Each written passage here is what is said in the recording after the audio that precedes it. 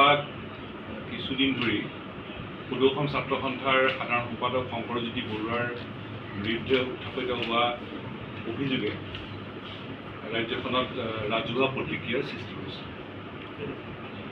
এই বিষয়টোলৈ যোৱাকালি সুদৰ্শন ছাত্ৰ সন্থাৰ সভাপতি উৎপল শৰ্মা, সাধাৰণ সম্পাদক শংকৰজ্যোতি বৰুৱা আৰু মই আলোচনাত মিলিত হৈছিল।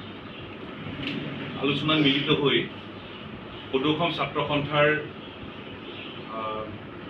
ভাৱমূৰ্তি অটুট ৰখাৰ লগতে সংগঠনৰ বৃহত্তৰ স্বাৰ্থৰ প্ৰতি লক্ষ্য ৰাখি সাধাৰণ সম্পাদক শংকৰজ্যোতি বৰুৱাক, সভাপতি উৎপল শৰ্মা আৰু মই তেখেতক সাধাৰণ সম্পাদকৰ পদৰ পৰা অব্যাহতি আৰু ছুটি ল'বলৈ আমি পৰামৰ্শ আগবঢ়াইছোঁ। আমি আশা কৰিছোঁ তেখেতে গোটেই বিষয়টো ইতিবাচকভাৱে সঁহাৰি জনাব আৰু অতি সোনকালেই সুদৰ্শন ছাত্ৰ সন্থাৰ এখন ৰাজ্যিক কাৰ্যনিৰ্বাহকৰ সভা অনুষ্ঠিত হ'ব।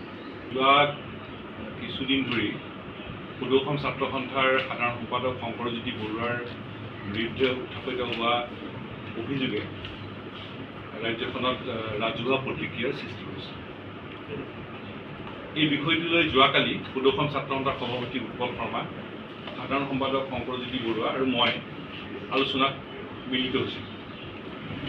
আলোচনাত মিলিত হৈ সুদৰ্শন ছাত্ৰ সন্থাৰ ভাৱমূৰ্তি অটুট ৰখাৰ লগতে সংগঠনৰ বৃহত্তৰ স্বাৰ্থৰ প্ৰতি লক্ষ্য ৰাখি সাধাৰণ সম্পাদক শংকৰজ্যোতি বৰুৱাক, সভাপতি উৎপল শৰ্মা আৰু মই তেখেতক সাধাৰণ সম্পাদকৰ পদৰ পৰা অব্যাহতি আৰু ছুটি ল'বলৈ আমি পৰামৰ্শ আগবঢ়াইছোঁ। আমি আশা কৰিছোঁ তেখেতে গোটেই বিষয়টো ইতিবাচকভাৱে সঁহাৰি জনাব আৰু অতি সোনকালেই সুদৰ্শন ছাত্ৰ সন্থাৰ এখন ৰাজ্যিক কাৰ্যনিৰ্বাহকৰ সভা অনুষ্ঠিত হ'ব। যোৱা কিছুদিন ধৰি সুদৰ্শন ছাত্ৰ সন্থাৰ সাধাৰণ সম্পাদক শংকৰজ্যোতি বৰুৱাৰ বিৰুদ্ধে উত্থাপিত হোৱা অভিযোগে ৰাজ্যখনত ৰাজহুৱা প্ৰতিক্ৰিয়াৰ সৃষ্টি কৰিছে। এই বিষয়টোলৈ যোৱাকালি সুদৰ্শন ছাত্ৰ সন্থাৰ সভাপতি উৎপল শৰ্মা, সাধাৰণ সম্পাদক শংকৰজ্যোতি বৰুৱা আৰু মই আলোচনাত মিলিত হৈছিল। আলোচনাত মিলিত হৈ সুদৰ্শন ছাত্ৰ সন্থাৰ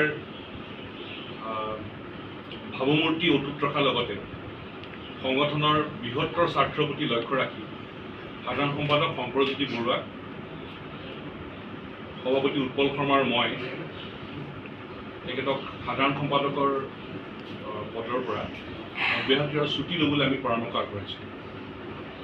আমি আশা কৰিছোঁ তেখেতে গোটেই বিষয়টো ইতিবাচকভাৱে সঁহাৰি জনাব আৰু অতি সোনকালেই সুদৰ্শন ছাত্ৰ সন্থাৰ এখন ৰাজ্যিক কাৰ্যনিৰ্বাহকৰ সভা অনুষ্ঠিত হ'ব।